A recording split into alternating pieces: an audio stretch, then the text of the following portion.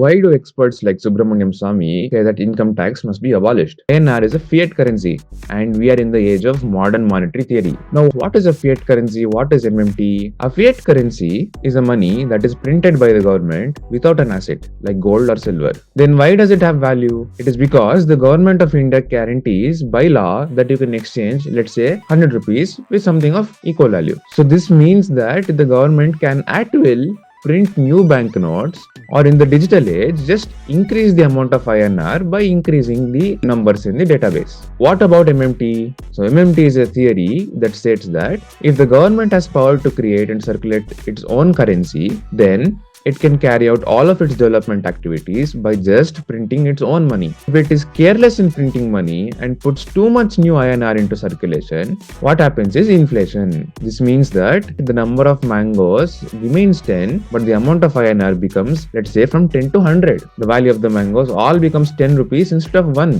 because the INR is increased by 10 times. This means that the demand of INR decreases as more and more INR is in circulation, and this causes inflation.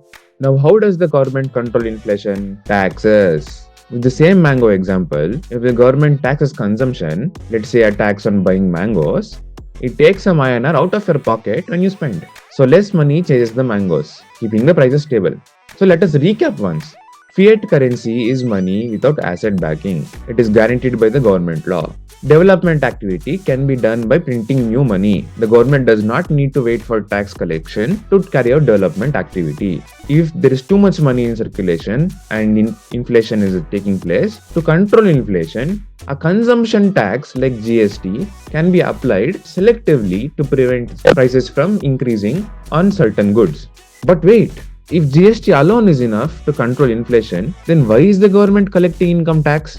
We already discussed that the government prints money first for spending and taxes are later applied for inflation control. Obviously makes sense. Let's say some earthquake happens in the country. Do you think the government has enough time to wait for all of the people to pay their taxes and then use the tax money to save the people from the earthquake? No, obviously not.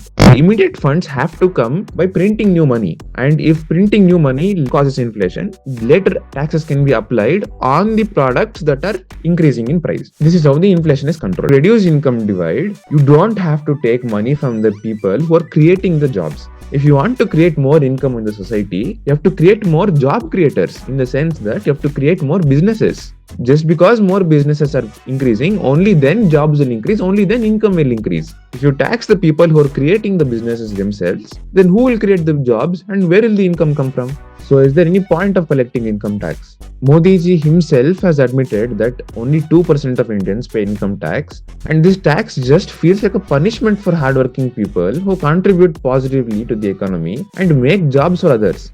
Many businessmen have repeatedly complained about the Indian taxation system being extremely complex and punitive in nature. Many companies want to move out of the country so that they don't have to face the harassment that the IT department does to them in the name of income tax collection. Each country will always reduce the taxes to ensure that more and more jobs are created, and it becomes more and more easy for the people of the country to conduct economic activities.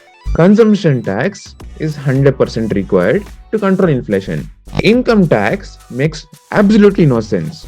So what do you think? Should income tax be abolished, or is there any actual necessity for income tax?